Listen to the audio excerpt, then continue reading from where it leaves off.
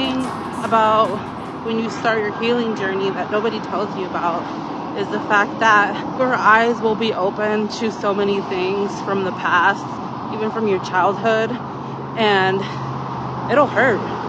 Like, it'll be emotions that you'll have to revisit and you'll have to allow yourself to feel, and you may even cry yourself a good cry, but it's good, it's necessary. That's showing progress. Because one thing about me is that for the longest time, I was so unaware of what trauma even was, or what it is, what it means to have childhood trauma, the effects it has on you. I used to think that I had such great memory for a toddler because I could remember so many things from when I was 3-4 years old. And it wasn't until basically 3 years ago that I started like reading books and listening to podcasts that I became aware of a lot of things.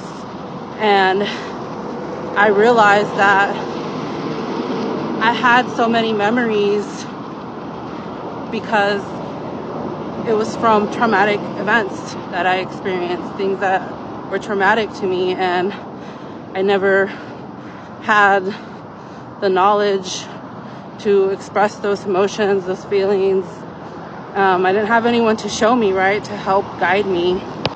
For example, when I was 4 years old, my oldest brother passed away of leukemia, and I have so many memories of him when I was 3-4. I remember when he was in the hospital and I would lay in the hospital bed with him and cuddle with him. He was 11 when he passed away. I even remember his funeral. It was an open casket, and I remember seeing him from a distance, but I was never allowed to actually walk up to his casket. And I remember everybody crying, and I think in that moment, maybe my little mind understood that he wasn't coming back. And I remember crying myself to sleep because I missed him so much. And I never thought to even go to my parents for comfort. They never really explained things to me. I didn't understand what death was. I even have memories like when we moved back to Alaska, because he was in the children's hospital in Seattle, and I have memories from when we came back to the home that we had, you know, where he had his room with all his stuff. Everything was left the same when we got back. And I remember the house just always being so quiet and dark. And my parents were always lying down. And now that I'm older, I know, like, obviously, you know, they were depressed. They were mourning him. I used to think that his death didn't really affect me that much. Like, obviously, you know, when it happened, I missed him, and I had the memory of, like, you know, even when we buried him at the cemetery, because we brought his body back with us to Alaska to bury him because he loved the snow so much. And I remember it was actually snowing that day. But now, like, when I started my healing journey 3 years ago, that was when it was like an eye-opening moment for me, and I realized probably all the depression and anxiety that I suffered from my whole childhood and teenage years and everything basically stemmed from that event. Never really having that space to heal, to mourn him in a healthy way. And I don't blame my parents.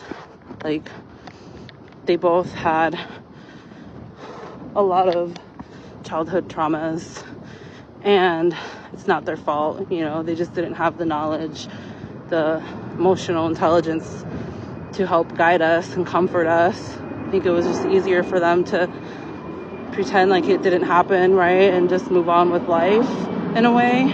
And now that my parents are actually coming to visit, I'm looking forward to them coming because I really want to talk to them about a lot of things. I've always had a hard time opening up to them and talking about my feelings.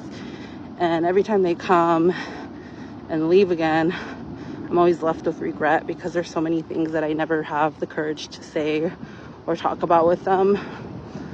And I don't want it to be that way anymore. Like, they're in their 70s. I don't know how much longer they'll be around. So I want to make the move and talk, right? Open up to them. Because my parents are good people. They have huge hearts. It's not like they're monsters, right? They just had really hard childhood and didn't receive the love they deserved from their own parents. So I know that for them, being emotionally unavailable most of my life is, because of that. I've never doubted that they love me, because they have shown me that they do love me in their own ways, right? But I feel like me talking to them about certain things that I want to talk to them about will be healing for them as well. And I'm actually really proud of them, because they spend most of the year in Mexico doing missionary work. They spend a lot of their time helping out at like orphanages and donating things, right, to people in need, and just helping out, trying to make a difference. And I'm proud of them for that, because at their old age, they're still willing to give so much to other people.